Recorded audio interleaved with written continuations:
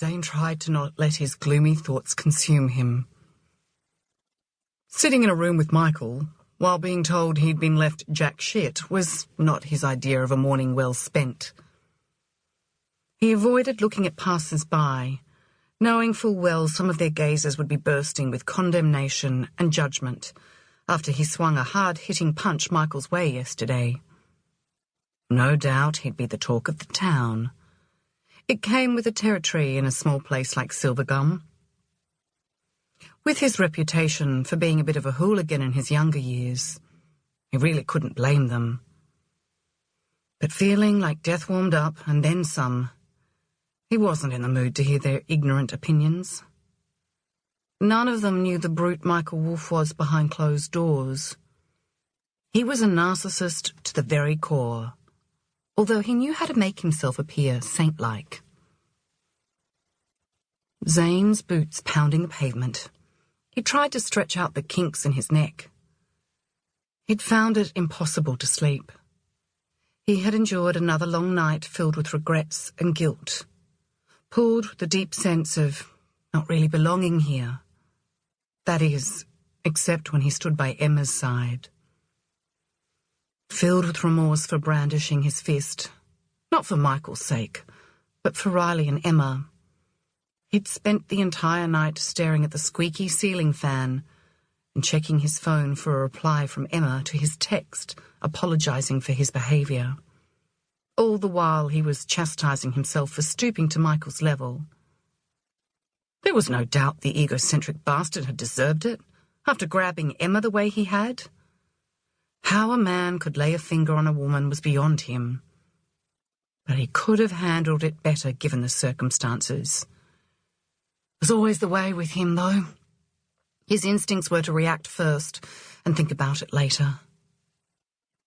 Seeing the pain written all over Emma's face, a red rage had stolen his ability to think straight, and wild adrenaline, fiercer than what he'd ever felt on the back of a bull, had owned him.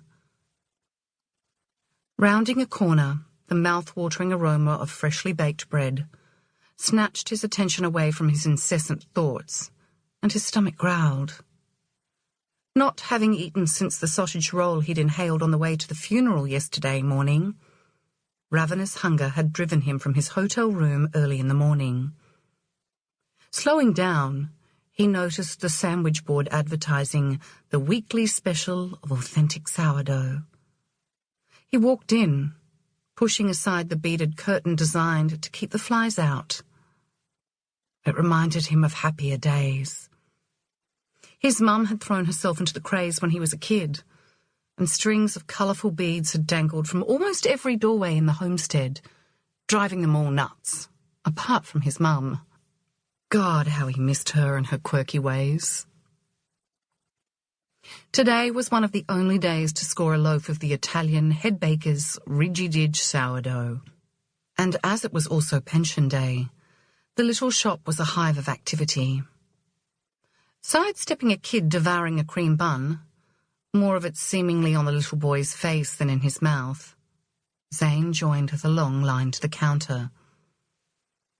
Although not in the mood to wait in a slow-moving queue, he was pleased that some of Silvergum's traditions hadn't changed over the years.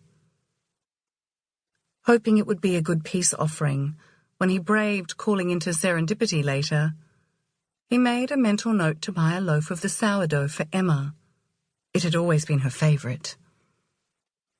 He remembered the many times they'd ridden their push-bikes all the way into town on a weekend to buy one.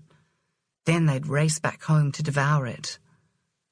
Sandwiches of sourdough with his mum's legendary homemade corned beef, slices of tomato, mustard pickles and thin slices of onions were to die for. He'd give his right arm to devour one right now.